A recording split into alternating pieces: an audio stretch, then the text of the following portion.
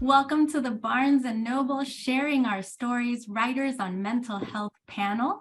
My name is Andrea Beatriz Arango, and I am the author of the 2022 middle grade, Iveliz Explains It All, and the forthcoming middle grade, Something Like Home. Today, I am joined by four amazing panelists. First, we have Helena Fox, who wrote the award-winning novel, How It Feels to Float, and whose second YA novel, The Quiet and the Loud, just came out a month and a half ago, so definitely check it out if you haven't yet. Next, we have Kathleen Glasgow, the New York Times bestselling author of Girl in Pieces, You'd Be Home Now, How to Make Friends with the Dark, and the co-author of the bestselling YA mystery, The Agathas, the sequel of which actually comes out in 2 weeks. So go ahead and get your pre-orders in now because she is running a very cool pre-order campaign on her social media. We also have Nic Stone, New York Times bestselling author of Dear Martin and Dear Justice, Odd One Out, Jackpot, her newest release, Chaos Theory, and the two middle grades, which as a middle grade author, I'm of course partial to, Clean Getaway and Fast Pitch. And finally, we have Jennifer Niven, the New York Times bestselling author of the YAs, All the Bright Places, Holding Up the Universe, Take Me With You When You Go, and Breathless, as well as multiple adult fiction and nonfiction novels, which I recommend you check out if, like me, you also like reading across ages and genres. All right, now that we know who everyone is, I'd like to just go ahead and dive in. I do have some questions prepared, though for those of you watching, please know that we will also be answering viewer-submitted questions, so feel free to drop those into the Q&A box and upvote the ones that you really want answered. Okay, so my first question for all of you is, your books all deal with subjects that can be pretty heavy: addiction, grief, suicidal ideation, trauma, and simply existing with unique brain chemistries. What made you all want to tackle these topics in the YA space specifically? I vote for Jennifer to go first. Thank you, Kathleen. You're welcome. I just want to say first and foremost, I'm so honored to be here, and these are some of my favorite authors, and we're just so grateful to all of you for being here tonight. I had written, I'd started my career in nonfiction for adults, and I'd written historical novels for adults. And very long story short, I lost my agent of 15 years who died unexpectedly.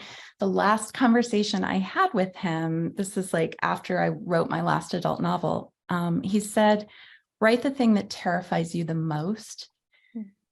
And I knew exactly what that was. Years ago, I loved and lost a boy to suicide. And I was one who found him. And I knew always that I wanted to write about the story, write about him, but I didn't know how to do it. I'd never written young adult before, but because of all of the struggles that young adults are going through, I felt like it was really important to write it in that space. I also felt like it would give me the distance since I knew him in my 20s as opposed to in my teens. And I sat down and wrote it. I didn't tell anyone I was doing it.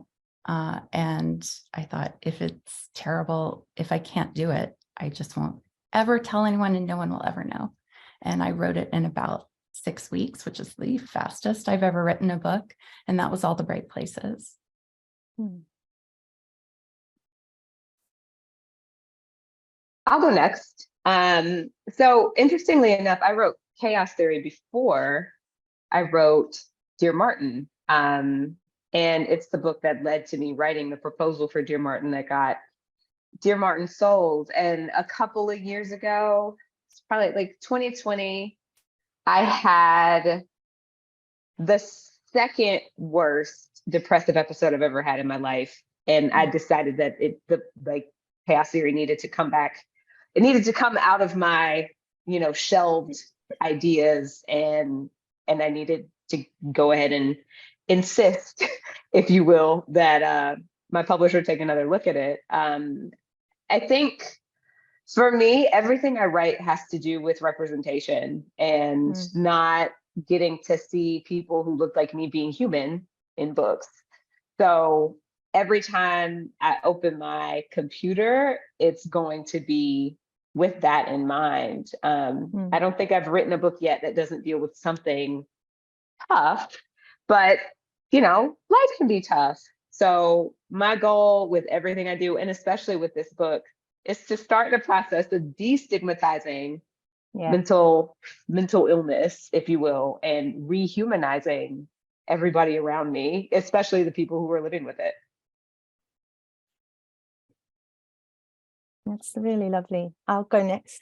I didn't know actually when I wrote my first book, How It Feels to Float, that I was going to write a book about mental health. It wasn't the first thought I had in my mind when I started writing.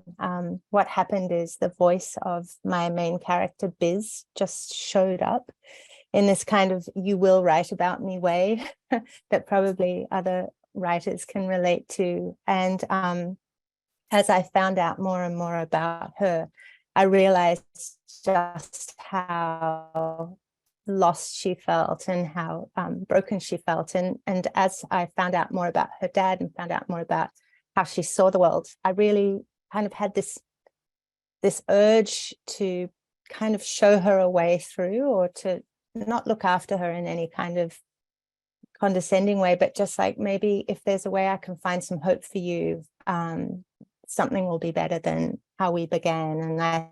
And so I just followed the voice of this young woman, and I naturally I think I wrote about a young person because I was working, or have been working, as a young writer's mentor for about 15 years. And so that voice, the voices of all the young people that I work with, I think I just kind of absorbed, and I had kids about the same age as my main character. And so it just made sense to me to write from a young person's perspective. And then as I explored more about her, my own lived experiences came out into this book. And I live with complex PTSD, and I have lost people I dearly love, and experienced a lot of mental health issues. And so it just felt very natural to kind of put that into my book.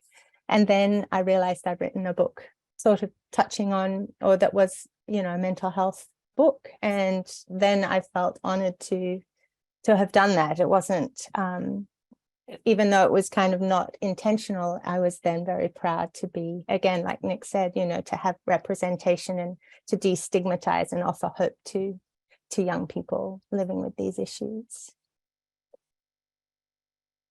Kathleen? I don't know that I can follow up all these like really great. Look, Nic left. She's like, I don't have to stay for this. So, I think we get asked this question like a lot in some like way, shape, or form, and I think it's a really interesting question. And I don't know if I have like a really deep answer, other than that the books that really blew me wide open were books that I read as a teenager, and they were the ones where I saw myself, or I saw the things that I was feeling or experiencing on the page for the first time. And I think that if you ask any of us, like, what's your favorite book in the world? It's going to be a book that they read when they were a teenager. That one book that opened like the whole world up to you. And I like writing for this age group because they are open to the whole world being open to them in a book. And that I love sad books. I love books about real things that happen. I like writing about realistic things in my books because we're all experiencing them. And in that way, like Nic said, it's destigmatizing them.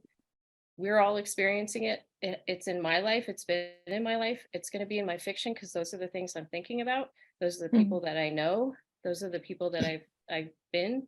And I like writing about them and crafting what I hope is a really good story around those experiences and those issues. And I think that we all try to do that. Like, we can call this a book on mental health and writing, but I think all of us never forget there has to be a really good story there too. It's not just a topical book. You have to do the hard work of making that book readable from beginning to end. And I said this earlier on Instagram too. we look to books for comfort in times of crisis. I know I do, and I know I did as a teenager, because then I could reread those books, like I said earlier, that like blew the world open for me and made me feel not alone. Like that's what we turn to when we're struggling. We turn to art. We turn to paintings and music and poetry and books for solace, or to give us a language that we didn't know we had to describe the way that we're feeling. And I want to be I want to be a tiny part of that, because I think it's amazing. And I think kids are amazing. And they deserve books where they can see themselves and their experiences. And they deserve to know that the world is open to them and that there are possibilities. Yeah, I absolutely agree. And I feel like, yes, we do all get this question in some Right. form a lot. Right. And I feel like we often get this question from adults who maybe are not around teenagers or kids very often, Right. or just don't remember their own experiences, because I think sometimes as adults we can forget how intensely kids live things and experience things. And so, yeah, I'm so glad that all of your books are out there providing that sort of mirror to so many kids who are seeing themselves represented in your characters, or if they're not seeing themselves represented, are seeing the experience of a friend or a family member, and that's helping them understand that other person better. So I'm really happy that you are all here and that you are writing books for children, because we definitely need more books like yours. But speaking of adults and children, one of the things I wanted to talk about was relationships in all of your books, because in your books, relationships, be they romantic or friendly or familial, they all play a huge role in how your main characters approach their mental health. How did you choose what support or lack of support your characters would have on their journey? And again, whoever wants to just take it off can. I'll go first, since I made Jennifer go first last time. So when I started writing Girl in Pieces, I didn't know what I was doing, and I didn't know how to write a novel because I was a poet. And so I just knew that I was going to write this thing about an experience I had seeing a girl on a bus who had scars like I did, and I was the adult, but she really reminded me of myself as a teenager and things that I hadn't like addressed yet in my writing or my life. And I couldn't stop thinking about her. So I set myself to a task of like writing this thing that I'll call like a 400-page poem. But in the beginning of that thing that became Girl in Pieces, I still wasn't like ready, maybe as a writer, as a person, to really like be honest about what it was like to be that way as a teenager, struggling with self-harm and depression. And so it wasn't, in the beginning, Charlie had a twin brother and like supportive parents, and her name was Cassidy. And like everything that had happened in the Girl in Pieces that you know now had already happened, and this was after. And so I had to get there. And sometimes a book doesn't reveal itself to you until you're like several drafts in, and then you're like, oh, that's really what I have to do. And so in terms of relationships, my mother died and my sister died. And I was like the last Glasgow woman standing. And I didn't write for a while because I was like consumed with grief. And then I picked up the book, like the draft, after about a year. And I was reading Charlie's story, and I realized she needs to be as alone as I feel right now, because that's how I felt when I was a teenager. And that's going to matter to anyone who's going to read this book. They're going to feel that alone. So I took everything away from her. I took away her friends and her supportive family. I took away her home. I made her completely alone, because she couldn't have relationships in the beginning of this book if the book was going to work.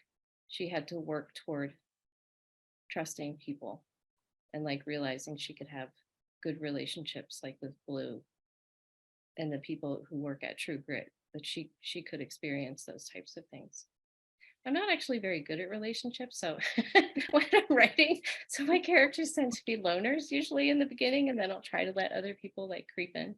But I'm really curious to see what other people have to say about that. I like low-key don't want to talk anymore. I just want to listen to you. I'm just gonna Everything drink you've my- said so far is like so It's not. powerful and beautiful. It's not. But you know, I mean, you know, that's what we're writing, right? Those I things feel like you're preaching to the crowd of loners here, and we're all like, yes, yes. That's how I feel too. Yeah, this is a hard world, isn't it? It's it like really is. hard. It's Mhm. really It hard. is. And you know, we tell kids all the time, like, it's gonna get better. And like some of it does, but a lot of that, when it does, is because you become an adult and you learn some tools. Yep. Just like a couple of tools. And you know what? Books Mm. can lead you to that place where you find the tools. And Yeah. that's why Yeah. we're all writing. But I want to hear what Nic has to say about relationships in her book. Do you? I do. I really do. I mean, so like, really, at my core, all I care about is people having the space to be people, right? Like, I think we don't do a great job of just being human. We have these expectations of ourselves that we then wind up kind of imposing on other people without realizing it. And this is why relationships impact us so deeply, right? Like even loners have like, we're all people who there's this like tangible thing where you need to connect and feel validated in your humanity by someone or something, right? So like, Kathleen, what you were saying about books and how books give us this space to be and to feel and to connect with a person who is, honestly, to me, characters in books are as real as the people walking around on the street, right? Yeah. Like they Yes. have the power to impact us Yes. the same way that somebody's sitting next to us on a bus, or the same way that like a partner or a child does, because being human is all about like emotion and having the space to feel your feelings and to have your like shadowy parts. Like I have this thing where if I spend days at a time like going and being bright and brilliant, and like brilliant in the sense of like bright, like light wise, where if I'm spending days like shining and trying to make sure people can see the light in the world around them, et cetera, like I need to go like break something, or like I need to go murder somebody in a book. Like there's always a balance necessary between all of the parts of our humanity, and like the relationships and the people that we connect with. That's where we feel validated in that need we have to just be human with other human beings, right? So like the relationships in my book, they're always messy. They're always people hurting each other. They're always very, very real, because I think the better job we do, especially as people, like I posted pictures of my medication on Instagram yesterday. Like it's important for me, for people to understand that like, yo, like we're all out here doing the best we can with what we have. And the relationships that I write in books, it's important to me that they reflect that, because even the most supportive person in the world is still a person. There's still going to be times where they're not able to be there. There are going to be times when, you know, they make a misstep. There are going to be times when you overwhelm them. Like all of these things are just very real and very human. And so that's what I try to infuse into the relationships in my books. And like I'm in like hyper extreme extrovert. Like I'm like I don't like being, but like I obviously I need my like alone time, but even my alone time, I'm interacting with like the different entities of myself, right? Like there's all of these, I have this whole like cast of characters in my head that are all me and are all ways that I manifest in the world. So I just be hanging out with my other homegirls that are all making up myself. But even that's super important, right? So I love what Kathleen was saying about sometimes it does take taking everything and everyone away for us to realize that like the only person we can save and the only person who can save us is the same person, ourselves. I know, right? That's very serious. So well said. No, I agree with you. And I feel like in my book, obviously my characters are younger because it's middle grade. And so they do have like very they have people who love them around them, right? Like Iveliz has like her mom and her grandma and her best friend, and like everybody loves her so much. But just because people love you doesn't mean that they know how to support you. Yeah. And so Iveliz is really lonely in the book, even though she is surrounded by what appears to be, this great support group. And so, yeah, I think we definitely show loneliness in different ways in our books. But you're right, Nic, like we can't put those expectations on other people, because yeah, it's not going to end well. I'm the first one to cry on this panel. I win. Nic made me cry. It's beautiful. I think what in terms of the relationships, I totally relate to definitely what Nic and Kathleen have said about the loneliness, and also how we kind of have to step in for ourselves as well, and just offer ourselves an awful lot of love as we're going through things. I think when I wrote the relationships in both my books, in How It Feels to Float and The Quiet and the Loud, I wanted to kind of write in the kind of support that I would want to have received as a young person, or that, I did receive in parts, and I wanted to also include not just family support, but also friend support, and even stranger support and community support, because support just, it ripples out. Like there's your close, maybe personal friend or a parent, and if you don't have that, it might be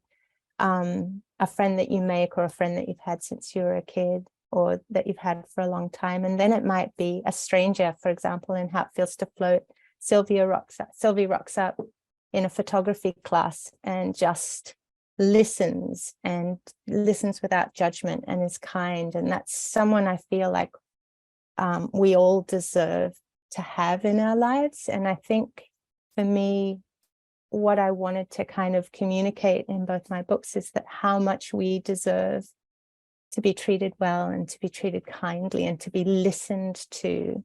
Because living with mental health issues, you can feel so small and broken and lost, and maybe you convince yourself that you are too broken to be loved, too lost to be loved, and it can feel really true in your body. And so even if there is support coming, it's hard to hear it sometimes. And so there's something about just maybe the steadfastness of maybe one person, or the books that we read, the steadfastness of the communication. The more that we speak about mental health, the more that we speak to destigmatize it, the more that we speak to say you're not alone, you're loved, you're worthy of being loved, the more we're saving ourselves and each other. So it's that you deserve this, you deserve this, you deserve kindness and love and support 100%.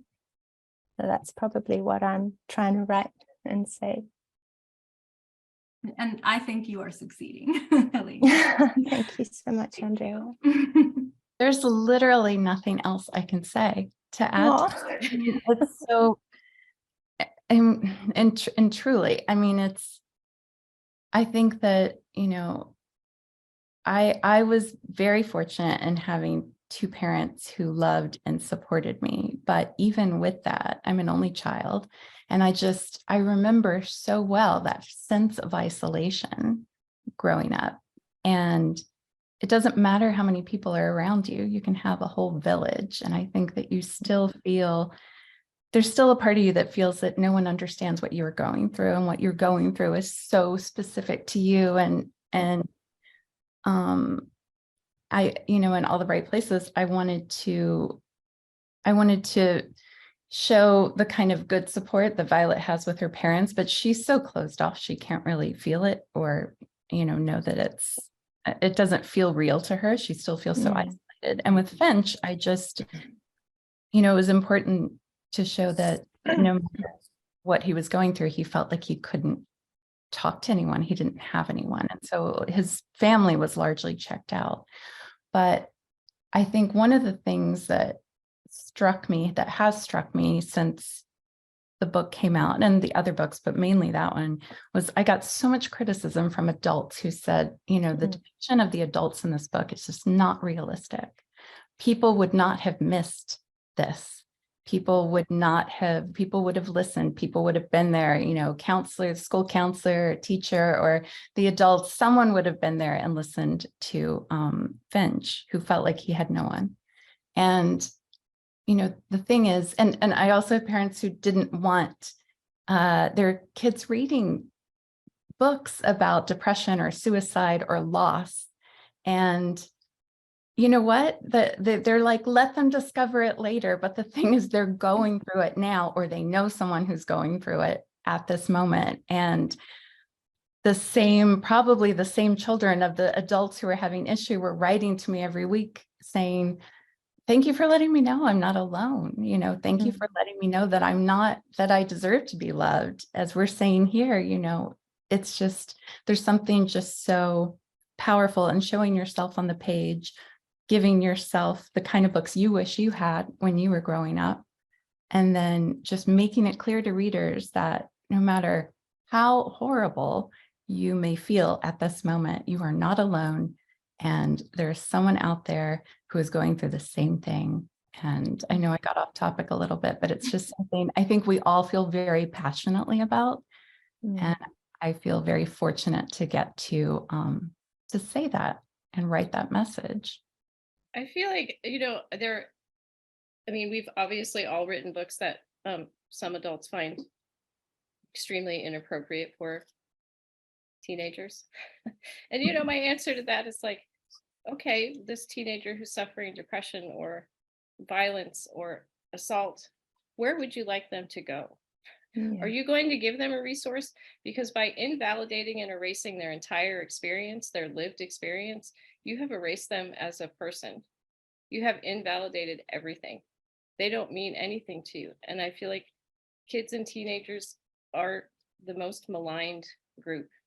They get very little respect for their thoughts and feelings and their intellect and their power. And we're supposed to be shaping them into the people that they would like to become, whoever those people are. And when you say this book is inappropriate for like that child, where would you like them to go? You like books. Kids deserve to see themselves in books. They deserve to be represented. All of them, 100%, whatever their experience is. And when you shut that down and you say the book is inappropriate, the problem is you. The problem is you. The problem is you. You know what? And this is what I say. I'm like, when your question, Jennifer, when someone said like, parents wouldn't be this clueless. And my answer to that is 80% of the time, the call is coming from inside the house. Yeah. That's all I have to say about, that. But that's, book is a book. People deserve books. And what you're really trying to shut down is their ability to grow as a decent human being on this planet, as a human. Like Nic said, we are all humans. You're trying to break these little things that are beautiful into nothing so they cannot become human. Can I add to that? Please do. Sorry, Helena, No, you go, Nic, you go. I mean, like, I'm just like, as we're talking about relationships, right? And like, the relationships between adults and young people are kind of trash, right? And I think for a lot of, like, we're talking about book bans, like, story of my life. But even with like everything that Kathleen just said is so spot on. I think that what happens is that we become adults and we forget first of all, we forget what it was like to be young.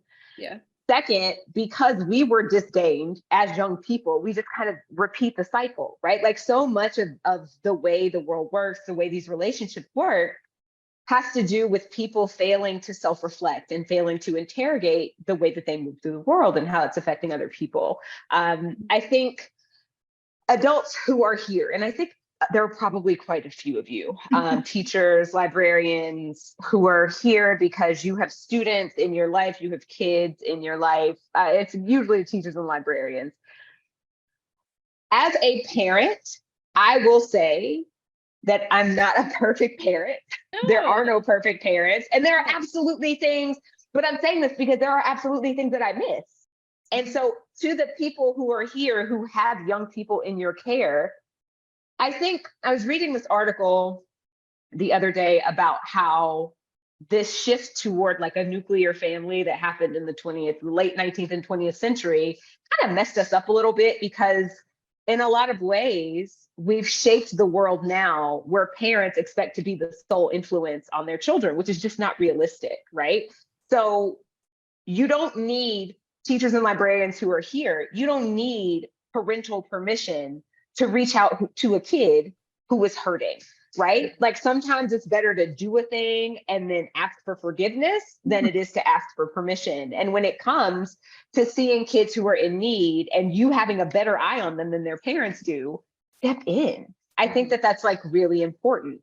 I know there are absolutely parents out there who will get in their feelings and be all in their ego and think about how things are reflecting on them, but you can still center the children in your life, even if the parents are not doing that. So I know all of us write books. Jennifer, I love actually in All the Bright Places, the lack of parental support was so realistic. It was one of my favorite things in the book. And so like for me though, it's important for me to be writing the opposite, because like as a Black female writer who's writing stories that frankly just aren't there, providing an example of what's possible is important. When it comes to Helena's book and to Kathleen's books, like the way that adults exist in both of those books is super important. And so I just want everybody to recognize, everybody who's here watching, as adults, if you are watching, like check on the kids that you have access to, check on the kids in your life. And honestly, you know, first check on yourself to make sure you're okay. And then as a parent, just this is me, I'm not, yeah, for a minute, I am going to kind of speak for all parents and just say that like we mess up and your assistance is necessary. Some of us will appreciate it, some of us won't, but whatever, take care of these kids. I love that. I love that. And I think that that's like so important, because, you know, I'm a parent and I'm not perfect, right? I try to be really aware of things and I might miss things. And someone asked me like, oh, you must be like such a great parent because you're writing all these like books. And I was like, no, I know nothing.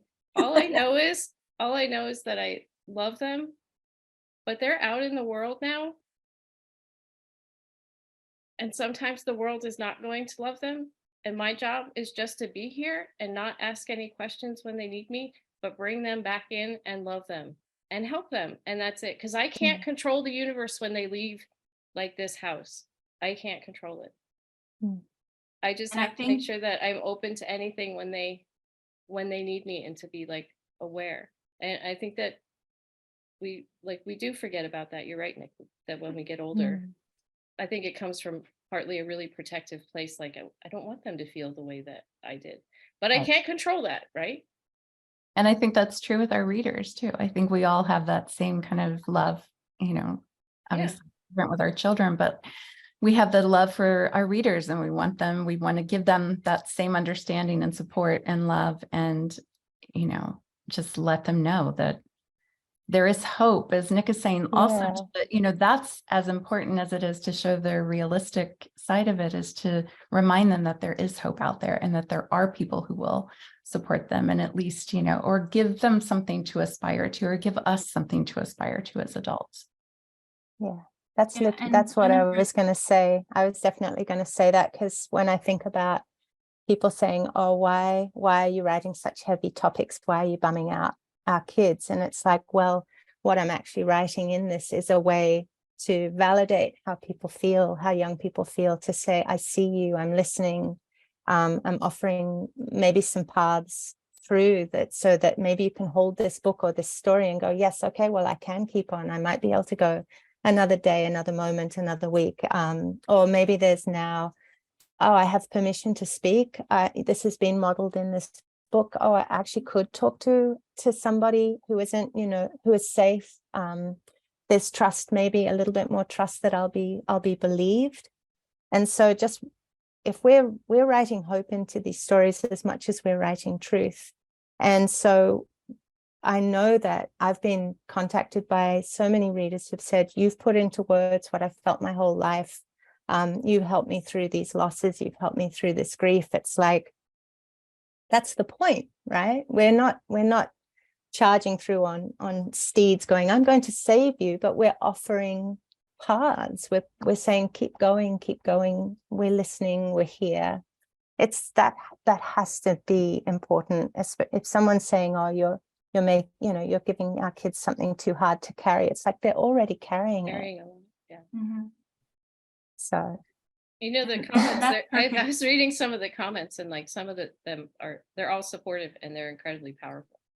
Yeah, and yeah, it actually goes perfectly because I'm looking at the Yeah. Q&A questions now, which we should probably start diving into. And we actually had 2 questions that asked, how can we help support our kids and students dealing with mental health, or how can we reach out to our youth? And I think you've all, encapsulated kind of what we're trying to do, which is just give them access to stories, because that alone can make a complete difference in someone who maybe doesn't have any other supports available. And so I'd like to look at some of our other questions submitted by our viewers, and moving a little bit away from that and more towards people who want to write. I see here a couple of people have asked advice about people who want to become writers and are navigating their own mental health. We have a question here specifically for queer people who are navigating their mental health and want to be a writer, and how to navigate kind of those publishing spaces, which obviously can be very tricky. So anyone who wants to answer can. I know for me, I'm just going to throw out there, like, finding your people, finding your community, whether you are queer or whether you are, part of any sort of marginalized group, you will find yourself in the minority in the publishing world. So I think for me, it's been really helpful to find community with other writers, because writing is very vulnerable, right? I think we can all attest to that, whether you are writing about things you yourself have gone through or not. It is a very vulnerable process, and you're opening yourself up to a lot of people who then think they know you and have the right to say things to you and about you. So yeah, what advice would you give any prospective writers who are watching us today? I think that's so beautifully said. And I think finding your community is important, obviously, not just for writers, but for everyone. But in addition to that, I would say, just always believe in yourself and in your work and in your ability to tell your story, because you're the only person who can tell the stories that you have, and the only person who can tell them in the way that you will tell them. My mom was also a writer, and she used to say, just don't tell yourself no. There are so many people in the world who are going to do that for you, so don't be one of them. And I try to always remember that when I'm full of self-doubt or I just don't think I can do it.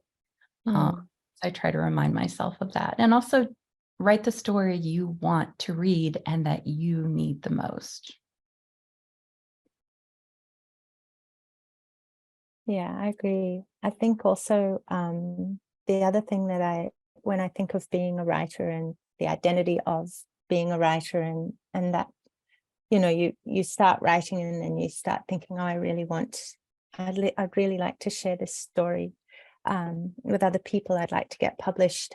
For me, when I was starting out, wanting to be published got really loud in my body. It was like, oh, I need to get this out. I want to be seen. And I think then it created a lot of anxiety for me. And so what I ended up doing was returning to kind of the source, which is writing for me is a profound, profound act of self-care, and letting out the story that I needed to say in all the different forms. I've written so many things that will never see the light of day.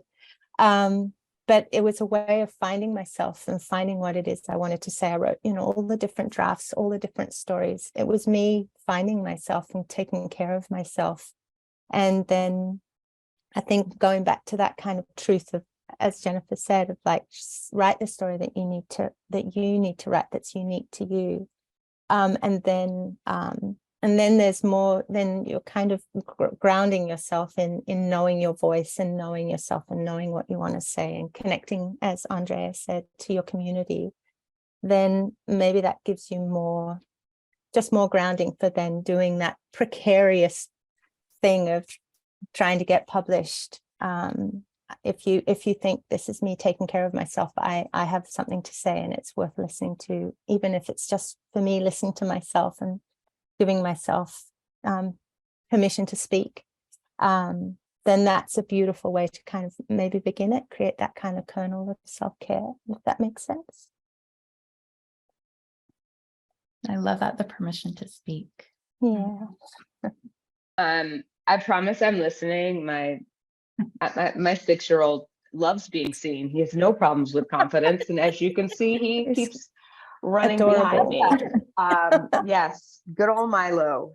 Kid's either going to save the world or destroy it. We're not sure which one yet. But yes, to add to the wonderful answers that have already been stated, that, the one thing that I will say is I think it's important that we learn how to interrogate all of our internalized discouragement. I think for a lot of people who are trying to step into this industry, there's this voice that's always yapping at you, and most of us don't talk back to it when we can.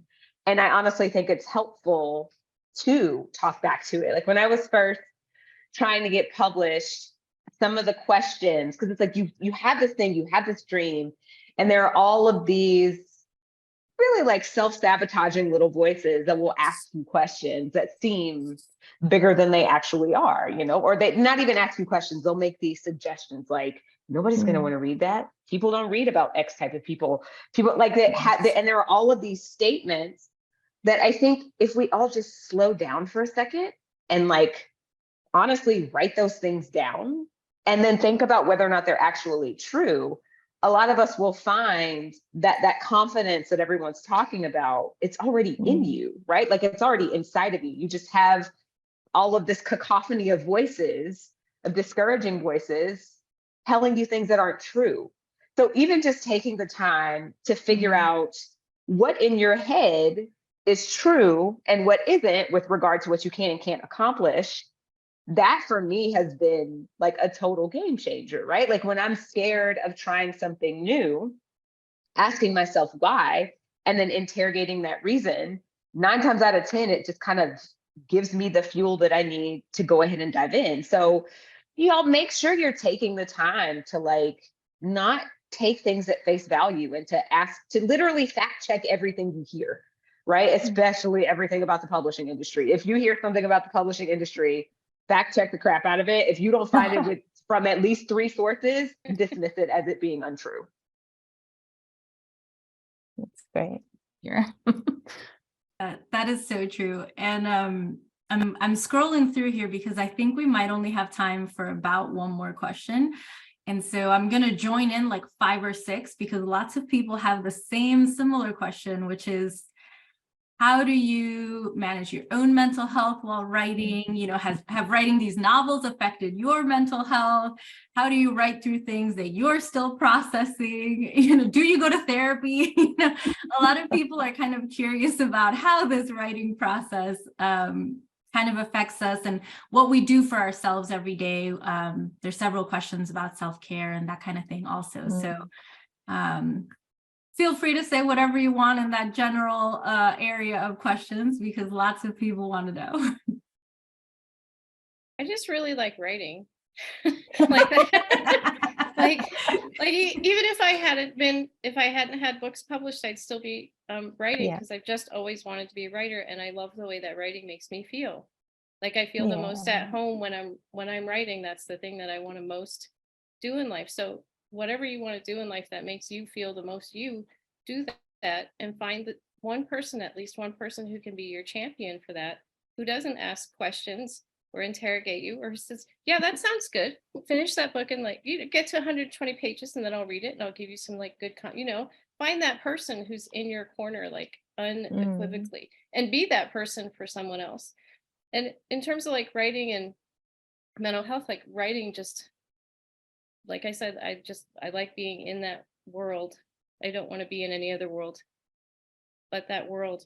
And I find that the mental health wise, the most anxiety I have has to do with the businessy side of writing. Yeah. And that whole publishing thing, like Nic was saying, and you see things if you're on social media, or suddenly you're not really the writer that you were when you were by yourself anymore. You're like this face. And that's really hard, because I'm not necessarily like a front facing person, and I'm kind of quiet and shy, but then you kind of have to put yourself out there. And so those things, like, I have to work on continually to not like disintegrate into a pile of like anxious nothingness. And I think that, like, for me, that's the hardest part of it, is like, it's not the writing part, it's all that stuff that surrounds it after you're done making what you hope is a really good story and having a great time doing it. Yeah, there's so much balance involved, I think, because I, like you, Kathleen, I love writing, and I would do it anyway. And I love being alone with the words and with the characters. And it's also a way. I've lost a lot of people in my life. I've lost both my parents, and I've lost a lot of loved ones, and I've lost the real life Finch. And I think loss and PTSD to a certain degree has defined so much of my life. And I think that exploring that on the page has helped me tremendously. And I think that it also is so important to feel grounded. And part of that is finding that community. And I will say with all my heart, this tonight means so much to me in so many ways that you can never know, because I threw out 500 pages of a draft of a new book in January, and I've just rewritten it. And you feel isolated sometimes, even when you're alone and you're writing the words, and you're, trying to be as honest as possible on the page. And I think that finding your community and finding people who understand is so important, no matter what you do in your life. And so I hope that everyone can find that. But this has been very inspiring. Yeah. I know, I think we've all had people come up to us at some point and tell us how our books inspired them, or how our books changed. And I feel that way about other authors, like, all the time. I think that never goes away. And so I think when I'm having a tough time in my own head, you're right, most of the time with the business side of things and the front facing side of things, more so than the writing. But when I'm having a tough time, it really does help to read other people's books and talk to other authors who might not just share life experiences with me, but are in the same industry, because it can be just a very hard thing to explain to people.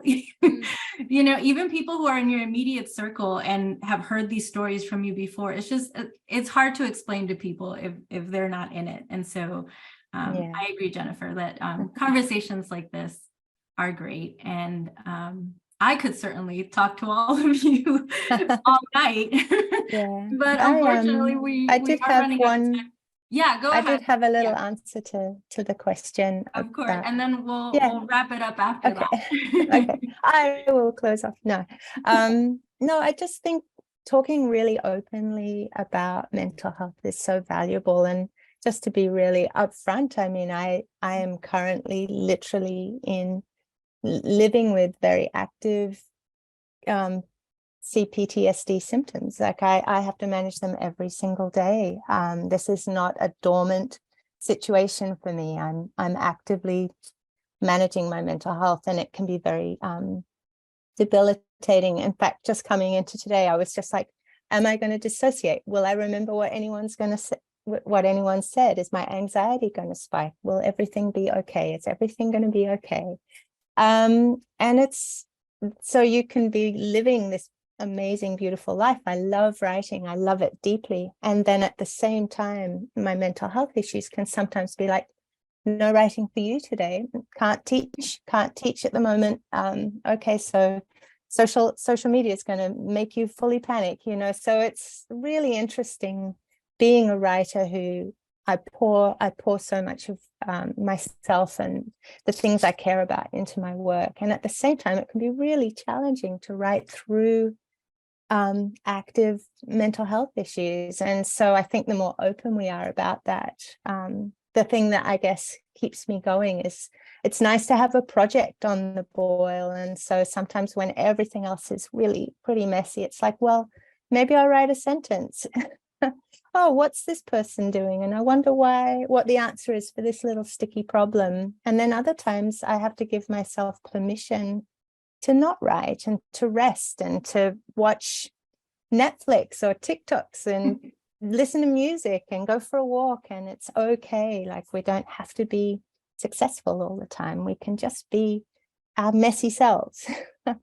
And we're okay. Everything's going to be all right. And we just have to take it moment by moment. And that's my philosophy. And I'm sure you all can relate to that, living messily and also getting to live this beautiful dream of being writers. So both can exist at once. yeah. Well, thank you so much for all of you and all of your conversation today. You were wonderful panelists. I had such a nice time moderating this panel. And I would like to take this moment to thank everyone who joined us today and everyone who submitted questions. I'm sorry we couldn't get to them all. There were a lot of them. But I would like to remind all our viewers that all the books we talked about today are available online at bn.com, as well as at your local Barnes & Noble stores. So please go out and support all these authors. Their books are wonderful. Thank you so much for coming, everybody. Thank you for moderating. Yeah, So thank you, much. Andrea. Great questions. Everybody. This has Thank you, been everyone, for lovely. coming. Everybody have a Bye. good night. Thank you, Barnes & Noble. Yes, thank you, Barnes & Noble.